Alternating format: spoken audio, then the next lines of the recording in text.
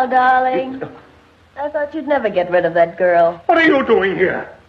Waiting for you. What, the hospital? I didn't like it there. How did you get here? You wouldn't believe me if I told you. I had a dream that I bit you last night. That's not very nice. And normally that's my job.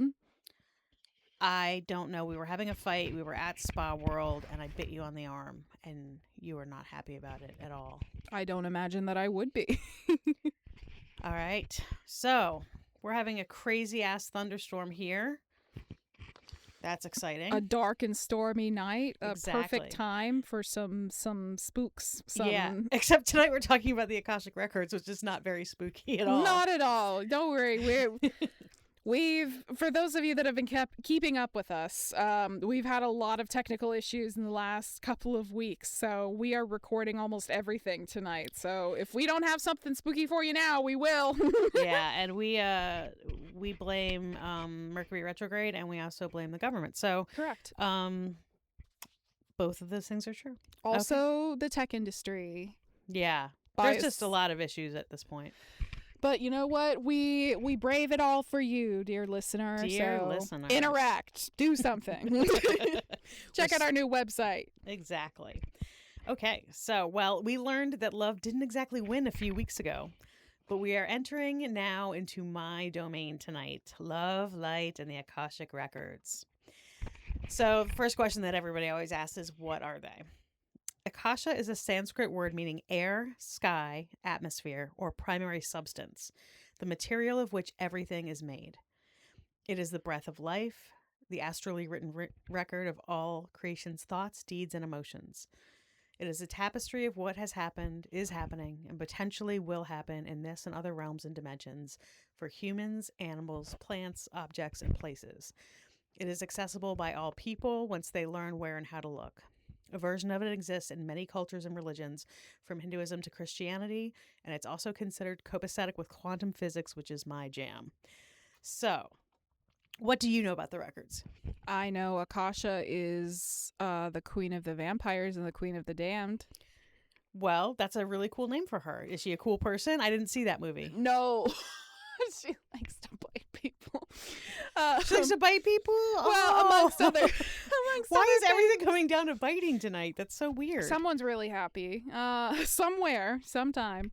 But no, that does make a lot of sense for the character, actually, because Akasha, meaning basically the source of all, makes a lot of sense, because in the lore of, like, Anne Rice's books, Akasha and her husband, who we don't really give a fuck about, is the progenitor of all vampire people species. She was the first, and they were both king and queen of Egypt. And so the fact that her name basically means progenitor, and she is the first vampire from which most others descend, because I think she either killed her husband or put him in some kind of stasis, that she can get in and out of, but he can't. Again, I don't understand it either. But yeah, that would be my extent of it. Were you a happy child? No, not even a little bit, to be honest. God, I fluctuated from really fucking happy to really damn unhappy. There was never a point, really, in my childhood where I felt like happiness was safe. It's not something you rely on because it disappoints you.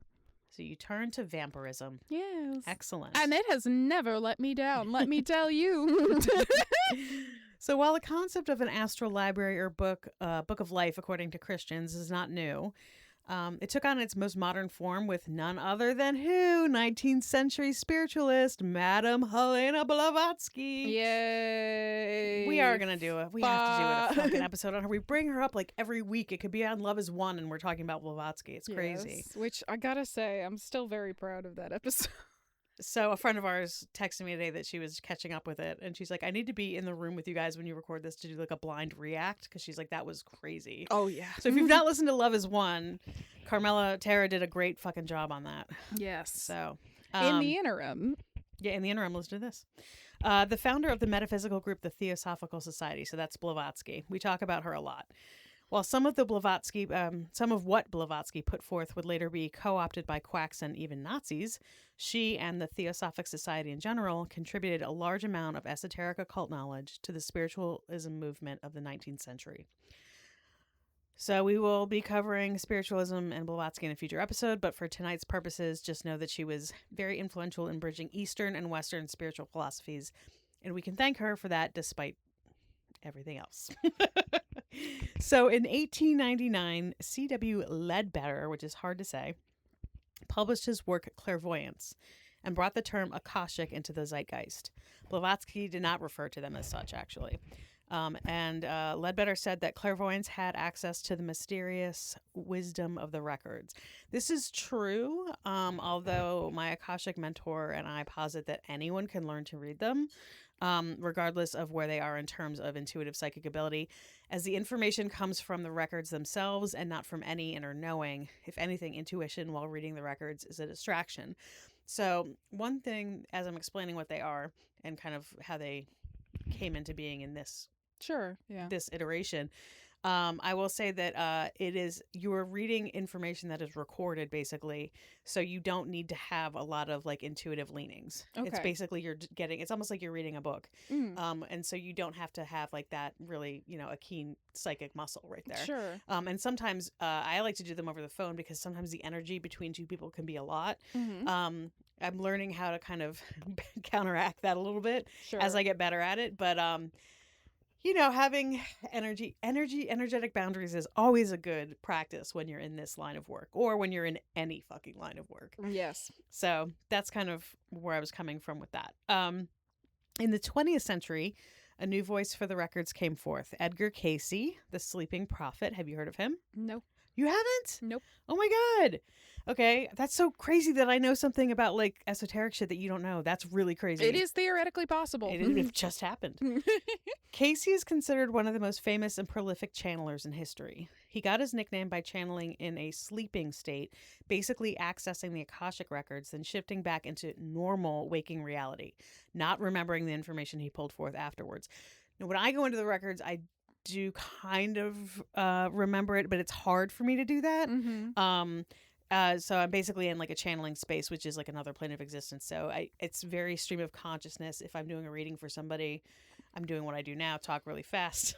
Sure. And they can interrupt and be like, hey, no, I need you to like over here. And I'm like, cool. Because I was like, woo, in the ether. Sure. So while the records are to me deeply spiritual, they are also intersectional with modern quantum physics, namely the quantum vacuum and 0-point field theory, brought forth by systems scientist Ervin Laszlo. Yeah, those are definitely things I know and recognize and understand. Okay, so basically,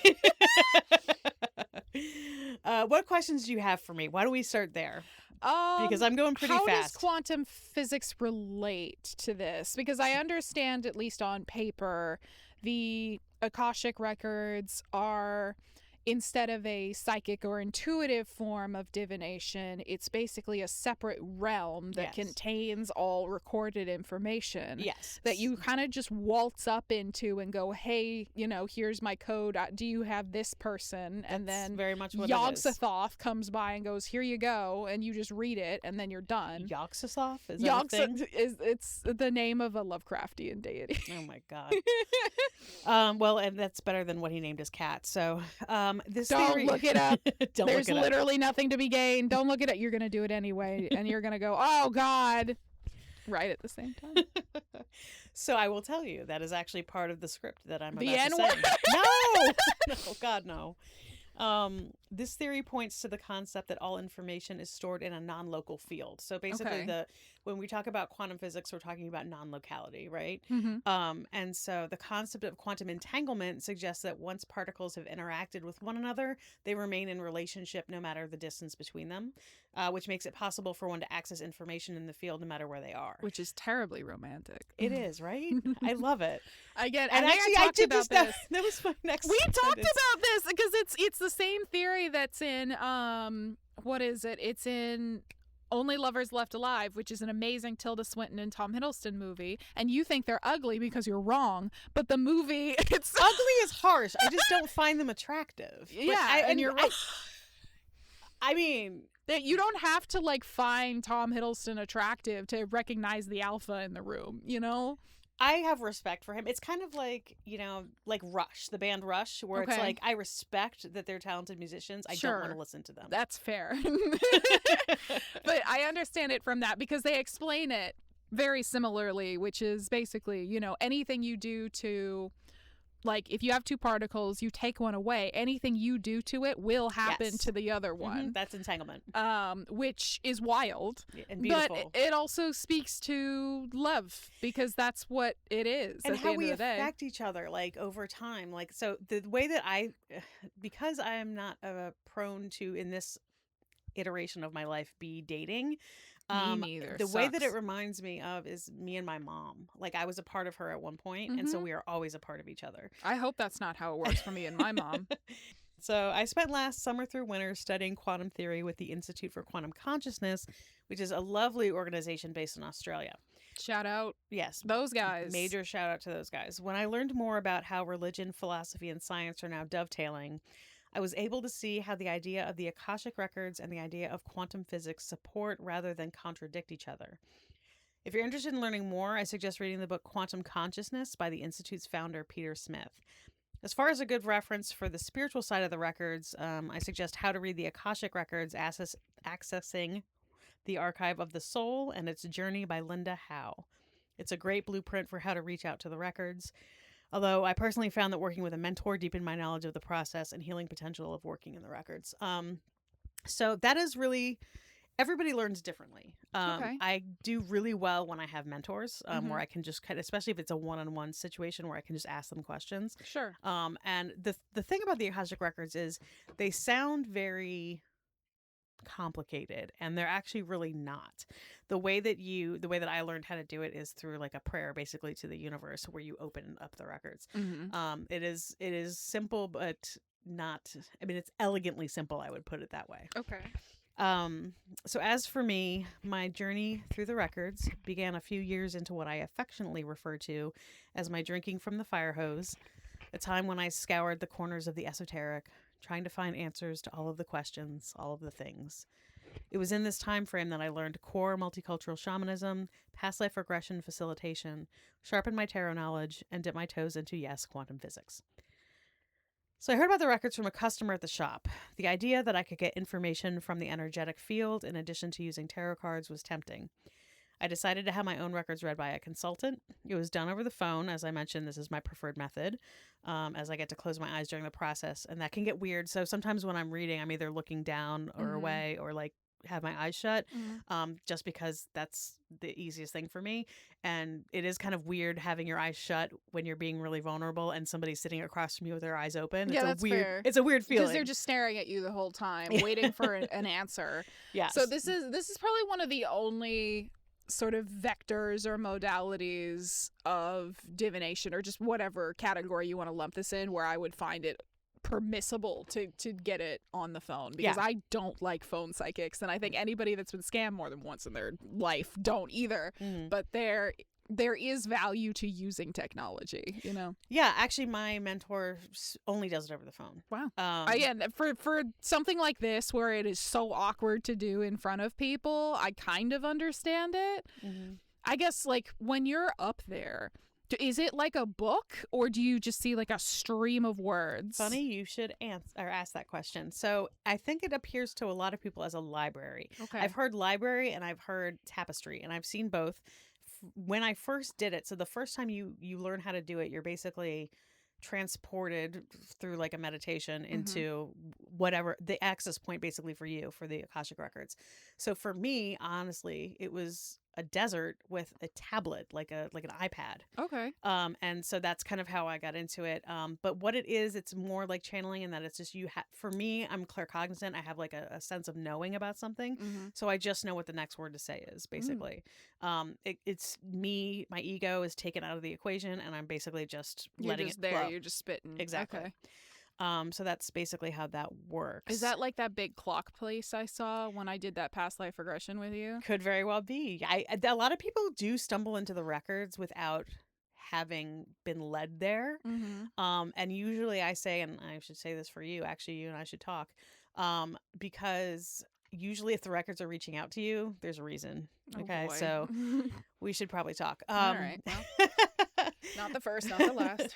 I was told at a very young age death would follow me for the rest of my life. And one of the first things that an astrologer said when they looked at my chart was death will follow you for the rest of your life. So I tend to listen. That's what I recommend for most people, is just give it a listen. I will also say, in terms of listening to signs from the universe, when I first started working here at the shop, I was told that Hecate was the guardian of the shop, and I had a dream about her, that her name was in lights in a billboard, and I was like, okay, I guess I'm working with you now. She literally made me a dream marquee. I guess I have to. So my mentor kind of gently led me through the process. She did a prayer to the universe and a quick meditation. And then we asked my questions. I have found that the records deal with bigger picture items as opposed to tarot. So the things that are not really... You don't want to use a hammer when you have a thumbtack, right? Right. And so the Akashic Records are big picture karmic things from past lives, things with, major arc in your life. Think of it as like the major and the minor arcana. So the major arcana in tarot are those big, broad, sweeping things. And then tarot itself is more like the minor arcana, which is more day-to-day kind of stuff. That's at least my take on it. Like, the way that, when you say that, the way that I kind of internalize it is like when you're watching Star Wars and the big like text crawl happens where they're like, this is what happened between this movie and the last movie. They're not going to be like, and then Han scratched his ass for 10 minutes in the bathroom and Leia put on a bra at 4:43 in the morning. Like, that's not... Yeah. I don't care. Yeah. Like, tell me like the big stuff. And that's what this is for. So that's actually kind of why I've been getting more into Akashic record reading than I am into tarot these days, because I am more fascinated by the big picture stuff. Sure. Like, I want to know about life path. I want to know about what I'm doing in my life in the spiritual sense, and how I'm making a difference in the world, and if I'm living my dharma. Like, sure. I don't necessarily... You're like, get me out of samsara, please. This place sucks. I care more about what my life path is than I care about whether or not Homeboy's going to call me on Tuesday. You know what I mean? And so I certainly wouldn't use the Akashic Records for that. I like solving little problems like that, because for me, superstition is also emotional regulation. You're also detail-oriented. I am. As a proofreader, I'm not, which is really sad. That's why I sucked at doing proofreading. That's okay. I love editing, because I go through and immediately, why does this exist? Why could you not have said it like this? There is a more efficient way to do this. This does not convey what you want. And just go through very simply. Which is very funny to me, because you tend to be way more verbose than I am. Yes. Like, I am very, very, very... You can say I don't shut up. That's not what I mean at all. I mean, when we did our the blog post that we did, the Proust questionnaire, you were like paragraphs, like cascade, and they were beautiful. Because they're not easy questions to ask. That's but why for me, I'm like, sentence. And I don't know. Like, that's how I relate to things. And that's fine. Like, neither of those approaches are bad. It just tells you like what it's like in somebody's head. Yeah, it's Fitzgerald versus Hemingway, I think. Yay. You get to be the big jerk and I get to be the cool guy. Yeah, but the cool guy also got to be married to like Zelda Fitzgerald. Well, and then it went to shit, and then No, wait, I'm Hemingway. You're Fitzgerald. I was about to say Hemingway is much shorter. Oh shit, that hurt. It's not a bad thing. I'm 4'10". For those of you that don't know, I'm 4'10". I mean, physically. Although there's kind of a story with that. This is a huge departure here, but I love the 1920s. I love this group of artists especially. And Zelda had a habit of bullying Scott when she wanted to, and so they got into an argument, and she basically said his dick was so small that he could not possibly pleasure any woman but her. And Hemingway wanted to make him feel better, and so he took him to the Louvre and showed him the statues of like the Roman deities, and be like, see, you're fine. Their dick is easily comparable. That's nice. That's a nice thing Hemingway did. I never heard of him doing nice things. I know he had cats with a lot of toes. That it was is, a really nice but thing. I don't know that those, having had to look at quite a few of them, if I had a small dick, they also have small dicks. Yeah. So there is actually, a medical condition of the micropenis. Anyway. And macro. Which is much more welcome. Way worse. Okay, my mentor gently led me through the process. She did an opening prayer to the universe and a quick meditation, and then we asked my questions. I found that the records deal with bigger picture items as opposed to tarot, which can be a bit more mundane. So if you're interested in getting a reading and don't know which modality would work best, I suggest tarot for kind of yes or no, and the records for how or why. So during my personal reading that I did that first day, my consultant was super warm, empathetic, very, very accurate and insightful when it came to the questions I had for my spiritual path. This is the energy that I bring into my own readings. While I reread How to read the Akashic Records and other books about it, often it is with my mentor that I learn the accuracy and ability are important, but just as important is the healing that can take place during a reading, as is the even brief relationship between the querent and the reader. This is much harder to learn and even harder to teach. So this is something that we talk about a lot at the store because everybody that does readings at our store does it a little differently, right? Yeah. So there's a reader for everyone out there. First of all, we can't vouch for anyone who doesn't work here, but we can vouch for the people that work here. And I find that if you have kind of like a warm countenance, it can be helpful. So for some people really like to be read for filth. That's It's what just, I do. Exactly. So it really is with the Akashic Records. A lot of the information that's being presented is presented very positively. Because the Lord, we'll talk about the people that keep the records in a minute, but basically the beings or whatever you have that keep the records are very loving, right? They're higher echelon type of beings. And so they want us to feel comfortable and loved and protected when we do this work. And I mean, they're librarians. I wouldn't imagine they have any great misgivings about them. Yeah. And when we do the prayer, we also, make sure that we're just invoking, beings that are for our highest good. And so we feel safe and protected to do the work. So yeah, it can be a really lovely experience. Are there ever things that try to destroy the records, like bugs and moths and things, or are they not that I know of, but as that's a good question. indestructible as they are immutable? Because I feel like the universe tends to not enjoy a lack of balance, if you will. Not to say that all things are perfect and in balance and nothing bad ever happens, but more so that every force must have an opposite. So the idea that the records would exist with no anti-record seems strange. Anti-records, that's fucking swell. I've never heard that before. I don't know. It just seems like a logical conclusion that if there is a land and a realm that is dedicated to the storing of information, then by the transitive property, perhaps, you would also have to have something that does not want it to exist for whatever reason.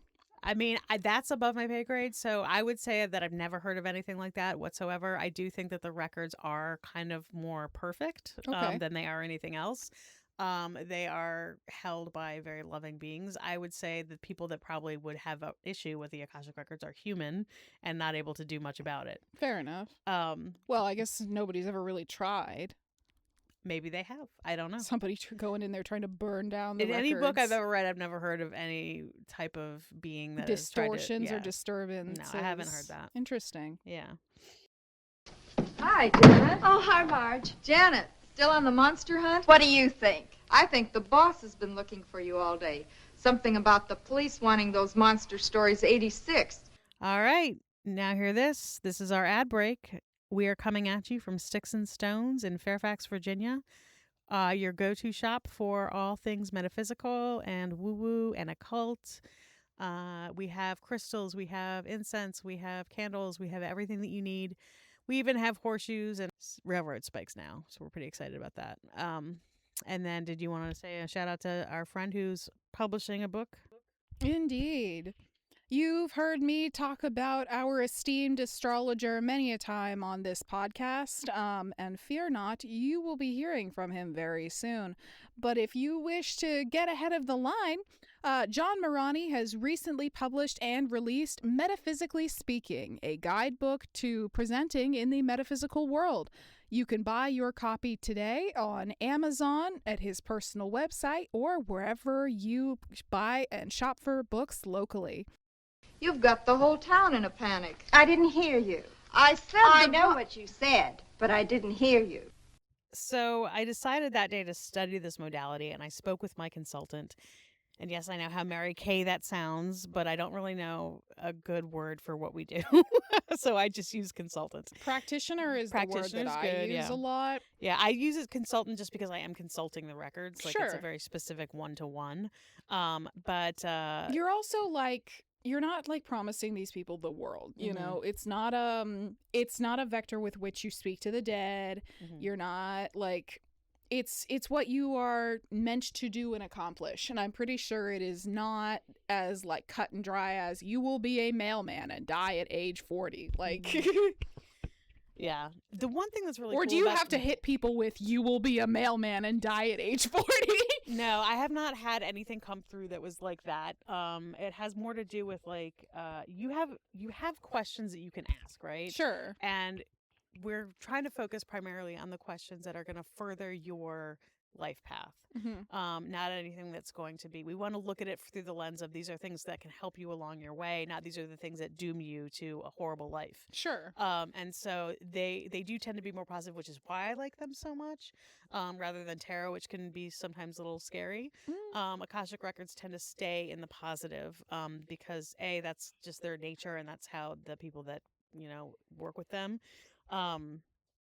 are, and also it's just that's the kind of modality that it is. So I learned that the records can be used by anyone, and we can with permission. That's a really big thing, is consent and permission. So I only do records for myself and for anyone that I have their full legal name, then they've given me permission to access these records. Okay. Sure. So you couldn't come in and say, can you read John's records for me?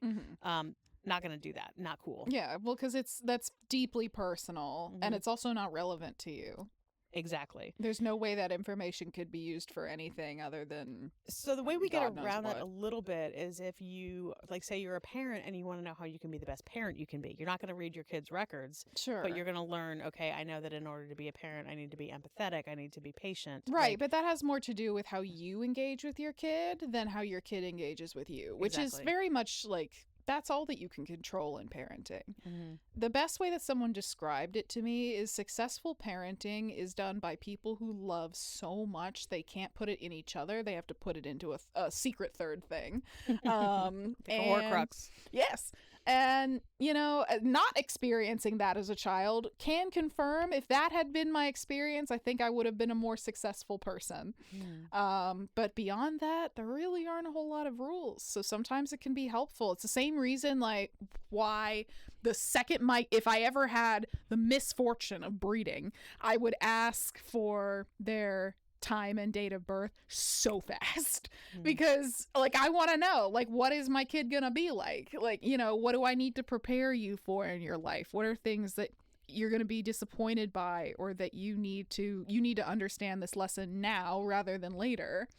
But there's only so much of that you can control. It's just a map. It's not specific. And funny you should mention that. So one thing that does come up a lot when I read my own records is that I will be stopped at certain points. Sure. There are some things they are not going to let me know because I have to learn them for myself, and that's part of my soul contract. Every time I try to get my records done on my love life, it completely shuts down. Damn. And they're just like, nope, not today. Bitchless for life. Sorry. Exactly. And I'm like, dude, you could just say no. Like, I'm fine with that. I'm doing quite well on my own. Clearly, but- there's something to be learned there. Exactly. So there is kind of like, there's room for free will. There's room for the element of surprise. Sometimes that is what you need because that's part of the lesson, is like being surprised by it, I think. And so sometimes they will stop me from getting certain information. But in general, you can ask questions about everything from life path and past life incarnations to the energy of a building, pet, plant. You get the picture. So my guide then took me through an introductory meditation to the records themselves. She told me, as I tell my clients, to be open to how they present themselves, no previous conceptions about what's going to happen. Sure. While the records are sometimes represented to people as a library, hall, or tapestry in an etheric realm, as I said, mine looked like a black tablet in the desert. In it, I was able to shift into a headspace where somewhere between meditation and channeling, and I was able to download, as we call it, information stream of consciousness style. When I read for others, this can be really rapid fire, so recording the reading is encouraged. And I'll probably need to be interrupted by questions as the info doesn't come from me and I don't edit it. So it's just me It just goes, word yeah. vomiting. Once I learned how to access the records, I practiced on myself and others. at first just kind of gleaning information and then learning how to do an energy healing when in the records. So I do, while I'm in there, it's like a place of, we're both in kind of a meditative state, and it's a very good place to do energy healing. So I started by doing a guided meditation, an energy cleanse and shift, followed by an opening prayer. So when I do the reading, I will I know this sounds woo-woo, but I mean, all of this is fucking woo-woo. Yeah. You know, cleansing the aura, that sort of a thing. Getting the day off of you. Yes. So Florida water can be really helpful with that. Smoke can be helpful with that. I actually just do like a brushing motion kind of. So we follow that with an opening prayer. The querent's full current legal name is needed for this. I then enter the part of the records which applies to the querent. I can only read their portion and only with express permission. I usually start with whatever the first impression is that I get. Sometimes there are visuals. One thing that is, I don't know other Akashic record readers that have this. That doesn't mean that there aren't any. Sure. But as far as I know, it's very common with me to see tarot cards because that is like a second language to me. Sure. And so they will, a lot of times the visual they'll show me is like the Six of Cups or something if I need to kind of, because it's a very quick way for me to be able to interpret what I need to say. We talk about this is in path working and parts of demonology, which path working, for those of you that don't know, is basically like meditation with handrails. So instead of meditating generally to a certain place or you know, to speak to a certain deity, that individual might give you basically like, if you imagine these things in this order, it makes it easier for you to get from here to here, right? And that imagery may have something to do with that individual. It may not. It may just be easier for you to think about in order to get to that place. That is very common in any of the work that I've done, whether it be shamanic journey work or anything with the Akashic Records, any of it, is that it relates to me in symbols I can understand. Yes. And it's not going to be the same for everybody. Like when I do shamanic journey work and I go to what they call the destination of human souls, to me it looks like the beach in Michigan where I grew up. That is not going to be what you see because you've never been there. But it's still going to be the same etheric place. It's just it looks holds differently. the same emotional weight and value, but because Frequency. no human life is the same, it will always look somewhat different. Yes, exactly. Which is very common. That's why And you beautiful. also, in its own way. Yeah. That's why you often hear people be like, oh, I saw X person like this. Oh, I saw them like this. And neither of you are necessarily wrong. It's down to the consistency of the image and whether it actually means something to you. Yes. And also, if you think about it like the near-death experiences, you know, I'm going to be, as long as my mom goes first, that's who's grabbing me when I come over. She's obviously not going to grab you. You know what I mean? Like, it's just we are led to the things that make sense to us, right? Okay. Nobody's going to grab me. Stop that. I will. I'll be dead before you. I'm way older than you. I'm trying to get out of here at like 65, too. I'm not really trying to hang out. We kind of have like a job to do. Why? I shoved a whole bag of jelly beans up my ass. I have some jelly beans up front if you want to do that. Shove them up your butt. Shove them up your butt. So I usually start with whatever first impression is that I get. Sometimes there are visuals. They like to show me tarot cards, as that is my second language. Sorry, Spanish and Latin. I tried. I was kicked out of Latin. I was not the best at Latin, though I loved all of my teachers. I was better at German. I'm not a languages girly. That is what I learned. I think the fact that you are required to take them in school is bullshit. I understand the concept. You're teaching children, like, quite literally different ways to think, different different ways in which to understand the world down to vocabulary. And I think that's amazing as an elective. I think some people like myself are just like kind of dumb and only got the one operating system, and that's like okay. I don't know what it is about us that's like that, but I am terrible with languages. Like I can kind of like comprehend a little bit of Spanish, but I'm very nervous about speaking it. I'm very self-conscious. I had a teacher that was like, "You speak Spanish with a French accent." I was told I speak German with a French accent. Yeah, so maybe there's something with the way that we think. But I also, with Latin, I had this one teacher, and she was like, she reminds me of like the mom in Mean Girls, where it's like, like I'm not like a regular mom, I'm a cool mom. Like she was like, I'm a cool teacher, and, and like and it was bad. And we got into a fight one day, and she's like, "You're not a real Latin student." I'm like, "Am I not wearing a toga? Is that what the problem is?" And she was like, "Out, you're fucking done. We're done with this." You're not coming back. So I ended You up. ate her ass up. Yeah. Damn. She knew she'd been beat. She didn't know what else to do to you. Exactly.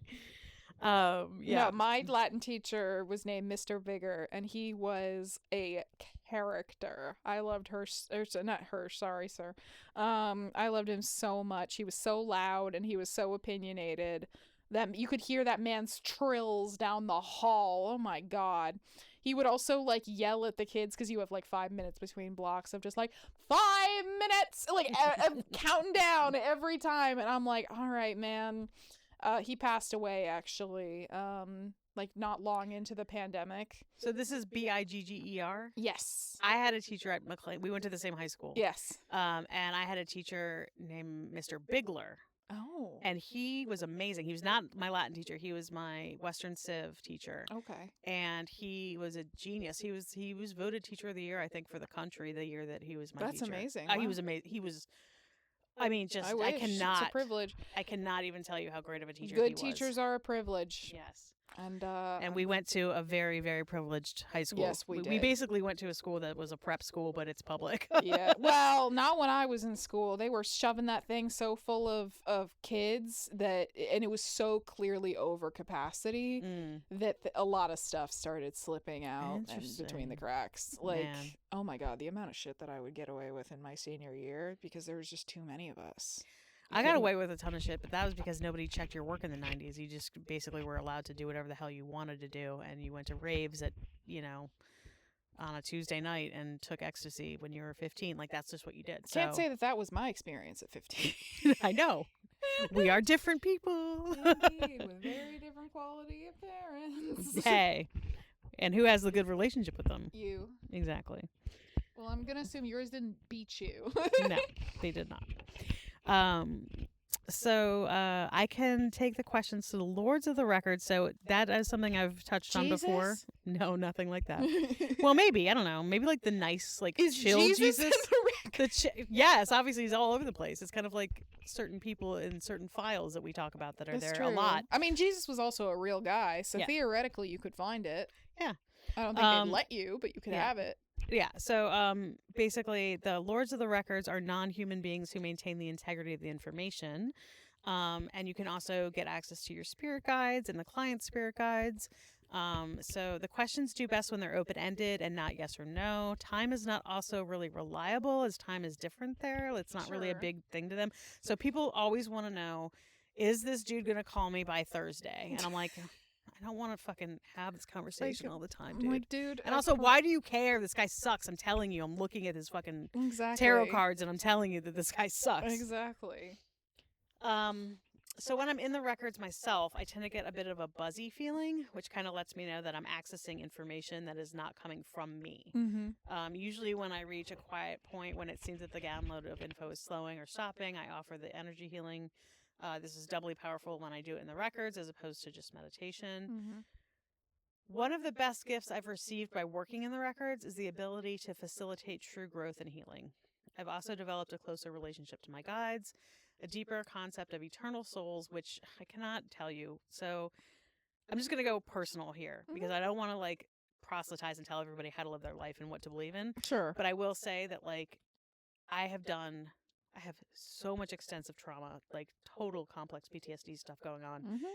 And so much of my fears were allayed when I started feeling a notion of eternity, Mm-hmm. of an eternal soul, of a higher self, of like life that goes on beyond what we see. Mm-hmm. That has taken away like almost all of my anxiety.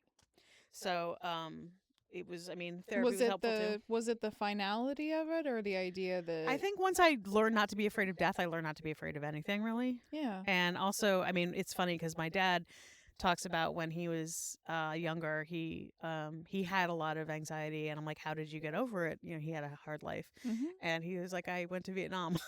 Well, and I'm like, so there's a lot of different ways you can get over your anxiety, but I prefer mine.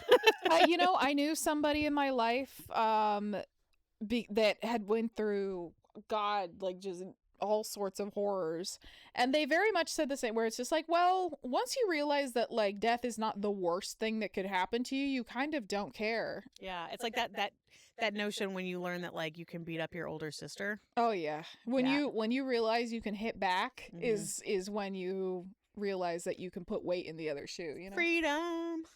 Well, that's a lot of it. I think for me, what alleviated a lot of anxiety for me was not necessarily the understanding of death, because I came to that pretty early in life. For me, it was letting go of the sense of like judgment and standards, really, at least internal ones, outside of things that hold you to a higher standard. There are certain things that you don't have to be judge, jury, and executioner for. They can kind of just exist, and you don't have to do anything about it. Yeah.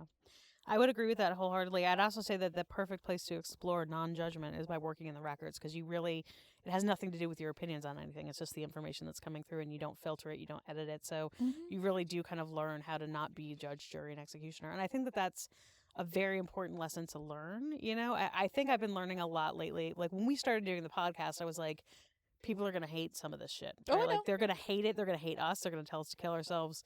And then when I got a negative comment, I was like, oh my God, like I don't fucking care about that at Oh, yeah. all. Like at all. Oh, yeah. Like not even for a millisecond. That's what does I that told you, bother because me. I used to, for those of you that don't know, I used to be an internet micro niche celebrity, the lowest form there is. No, the lowest form is actually people that want to be president of AA. Yeah, and that's fair. I'll tell you about that. All right, well, I want to hear that one in a minute. That should be a whole nother fucking episode. But I had 27,000 followers on TikTok. I have been told to kill myself numerous times. I have been told that I'm fat. Been told I look like a cow. I've been told I look like a man. Again, there is very little that has not been thrown at me in one way or the other in my life.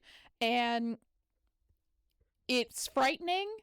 And like, especially honestly, like the negative comments were something I could just go, oh, and move on from, because the fuck are you gonna do about that anyway?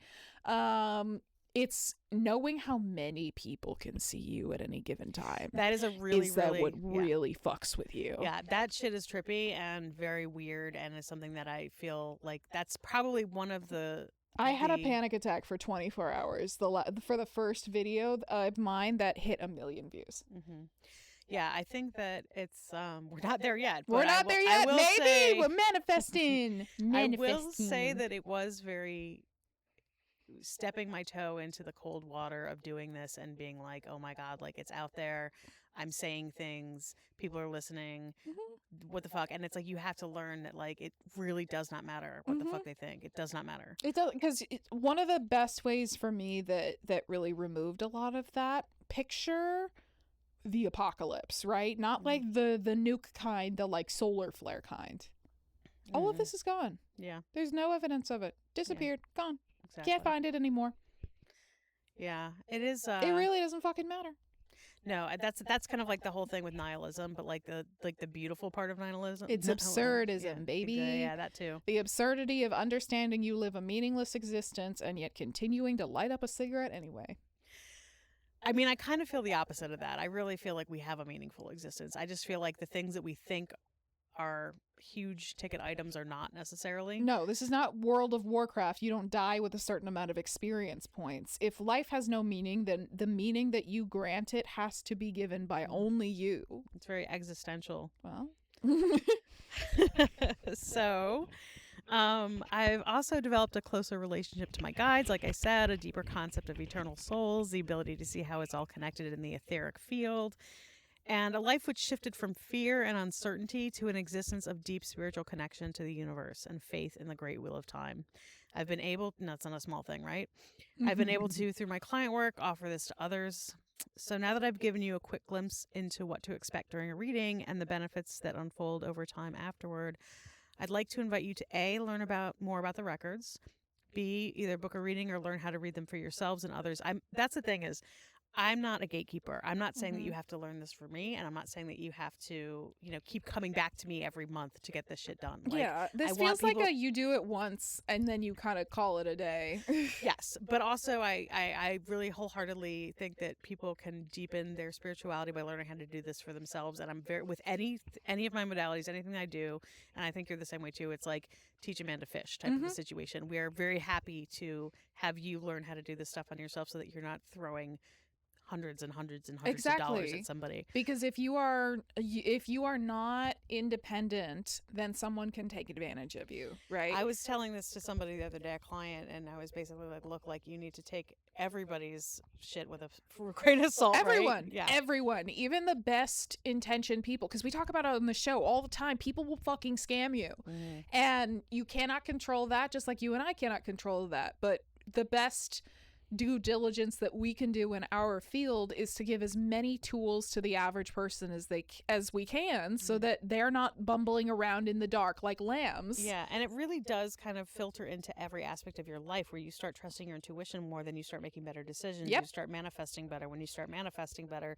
you're fucking accomplishing shit, and that's giving you more self-esteem and it's giving you more success. Like, If it works for you, it works. Yeah. Like, there's a reason that like Buddhism is simultaneously a religion and a practice, and that is because you don't necessarily have to believe in samsara to understand the things in which it teaches you and the tools that it gives you for your life. It's very okay to pick and choose. Yes.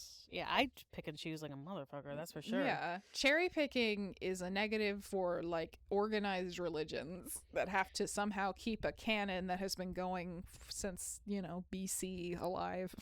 Yeah, so I like to think of myself as kind of a gateway rather than a gatekeeper.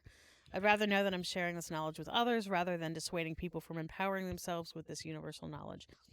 I encourage you to reach out if this is something that intrigues you. I found it completely life-changing, and I'm moving more into the records, readings, and tarot, as I love how focused they are on spiritual development and how they can be used to better society, two things we need now more than ever. So I have a lot of faith and love for the records. Learning, because it's kind of like when you learn a language and then your brain starts to expand a little bit more. Mhm. It's like you just learn how to learn better. Like we were talking about that with the kids Yeah. earlier, learning languages. It's like that basically, where it starts to again like seep into like every aspect of your life.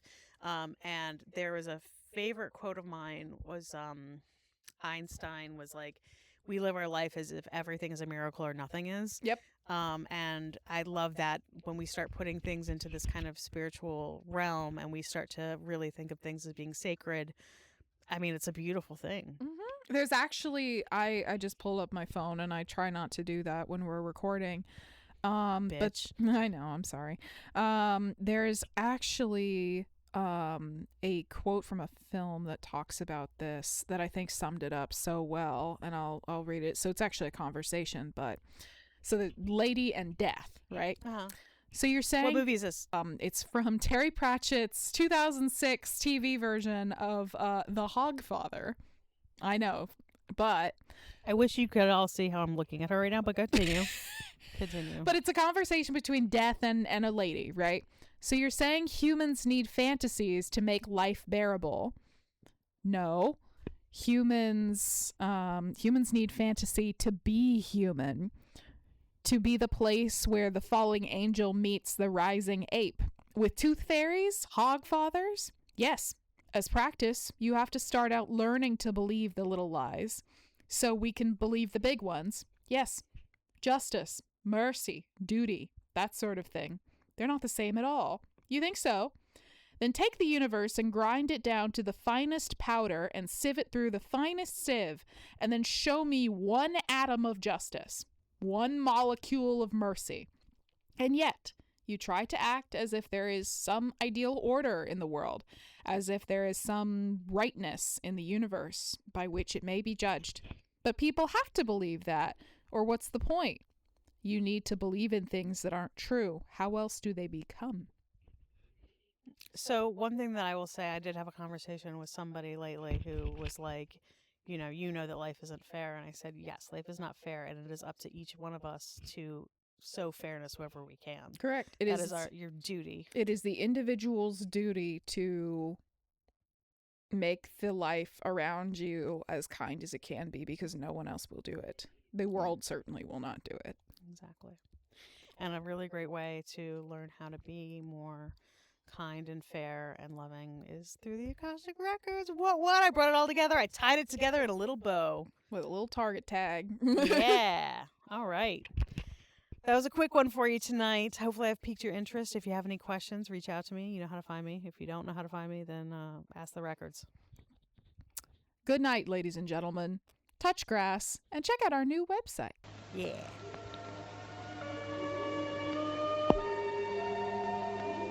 That was one of the most enjoyable half hours I've ever spent. Oh, well, Vera, how could you? Poor Ruth.